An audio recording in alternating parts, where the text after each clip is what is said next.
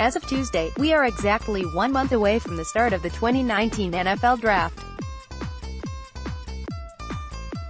Every year, the draft is exciting, but obviously this year has been different for the Chicago Bears and their fans.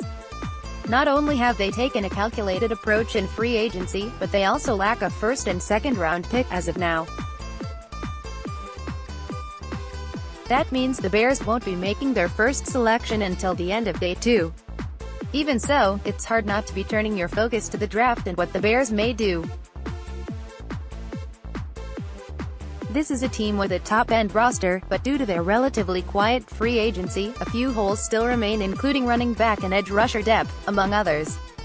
With all of this in mind, let's dive into this week's mailbag to answer these questions and beyond. Does Ryan Pace get one of the better FA edge options left to be the OLB3 before the draft, and if so, who do you predict it will be? Joe Barchak at JTB Cubs, March 26, 2019. Looking at the Bears' current options, Aaron Lynch and Ezekiel Ansah appear to be the best available. Lynch has had 3 visits with other teams and still hasn't signed. It's been said that the Bears want him back just at their price, not his rumored asking price of $5 million per year. It was also reported that Ansah recently had surgery and teams are waiting until mid-April to see the rechecked medicals before they think about signing him. Veteran options like Nick Perry, Derek Morgan or even Shane Ray could be cheaper options as well. Perry was cut, so he would not count against the team's current comp pick formula that is currently projected to yield a 4th and 5th round picks. I still maintain that the Bears will end up with some sort of veteran, it just will have to be at their price. Even after the Patrick O'Donnell re-signing, they are still sitting around $17.5 million in cap space, which is more than enough to work with. James Daniels and Cody Whitehair. Would you keep it the same and not mess with the continuity, or would you switch to where Faniels is likely best fitted? Feltz14 at Logan_Feltner, March 26, 2019. Once the team drafted James Daniels last year, I was always in favor of keeping him at center, coming out of college. Of course, we know that they decided to keep Cody Whitehair there, and to a certain extent, it was an understandable move. The Bears did not deem Daniels ready to start in Week 1. They wanted a steady presence that Mitchell Trubisky was used to under center.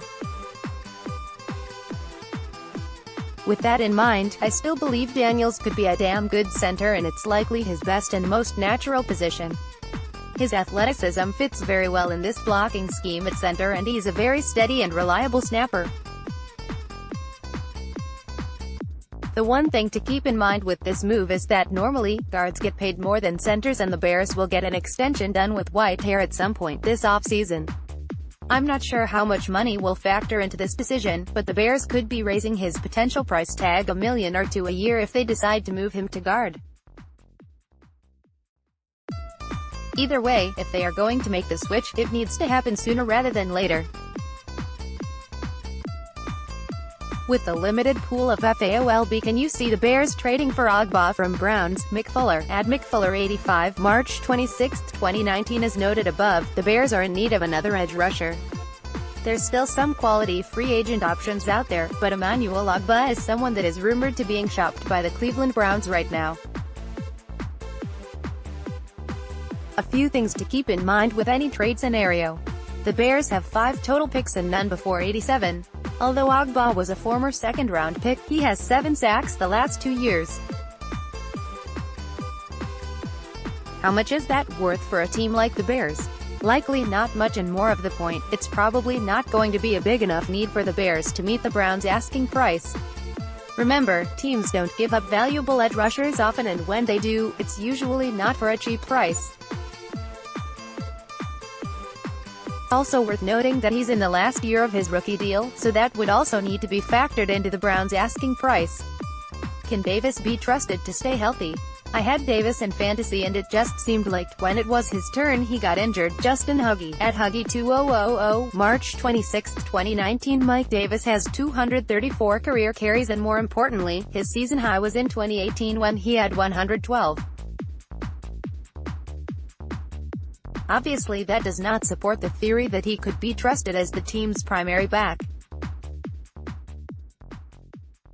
Even so, it's important to keep in mind that head coach Matt Nagy is not looking for a featured back or a bell cow that can carry the ball 20 to 25 times per game like Jordan Howard did the past few seasons.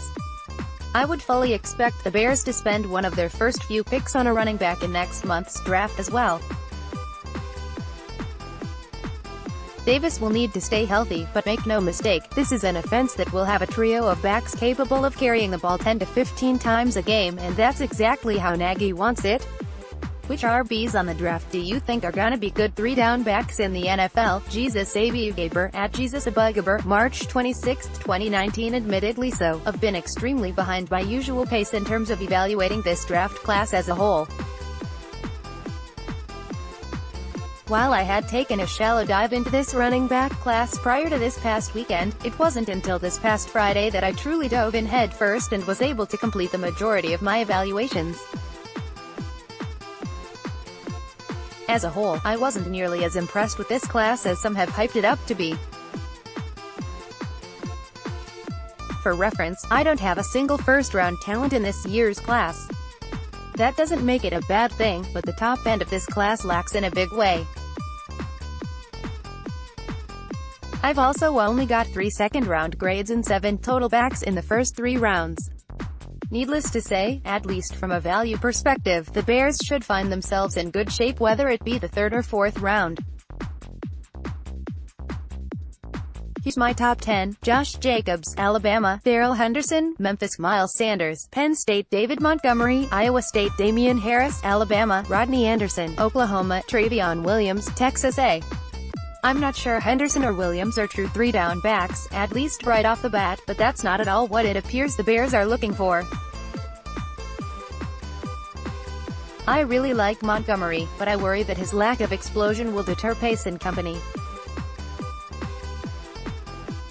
All in all, the Bears will have a few nice options staring them in the face at 87 overall. What does Mitch have to improve upon to take that crucial next step? Before the draft, do you see a championship-caliber offense? Victor C. At Victork4Victory, March 26, 2019. There are 2 things that I think Trubisky needs to take sizable steps in order to take the next step and help the Bears reach the promised land. As of now, I think the tools are there for the Bears offense, but it all depends on Trubisky at this point. Footwork. Pre-snap recognition. Footwork is number 1 for me, and it's that way for a few reasons. Consistent footwork will improve accuracy and create much more consistency overall. Sometimes I found myself wondering, what the hell, when I would watch him miss wide-open throws. Pre-snap recognition is something that Nagy highlighted as a big key, and I agree with him. Being able to understand defenses coming out of the huddle, especially coverages, will allow him to throw open receivers better and ultimately allow him to progress through his reads more naturally. Trubisky may have been in year 2 of his NFL career last year, but he was also going into only his 2nd full season of being a starting quarterback since his senior year in high school. It was also the first year in a very complex offense that asks a lot of him. If he's going to take that leap, this is the year it will happen. As I highlighted a few questions back, the Bears won't make their first selection in next month's draft until the 87th pick. Because of that, plenty of fans, including myself, are wondering if Ryan Pace will be comfortable with waiting until that point to take his shot at one of his top running backs. This will be the first time in the Pace era that he won't have a first-round pick, and in all 4 years prior, he's had top 10 picks. So, obviously this will be a big change for him. Related. Ryan Pace, and the price of opportunity. Pace is no stranger to trading up and down in the draft. His last 3 drafts, he's made moves, and I don't expect this year to be any different. In regards to next year's draft, the Bears won't have a first-rounder again, but they'll have a pair of seconds, and one of those is the Raiders. If the Bears are attempting to deal into the second, I would fully assume that they will have to make a similar move to last year when they dealt a 4th-round pick a future second-rounder. I'm not sure how likely that is considering they lack a 1st and 3rd in 2020. Then again, I wouldn't rule anything out with Pace because as we've seen, he doesn't lack creativity and the aggressive nature to get his guy.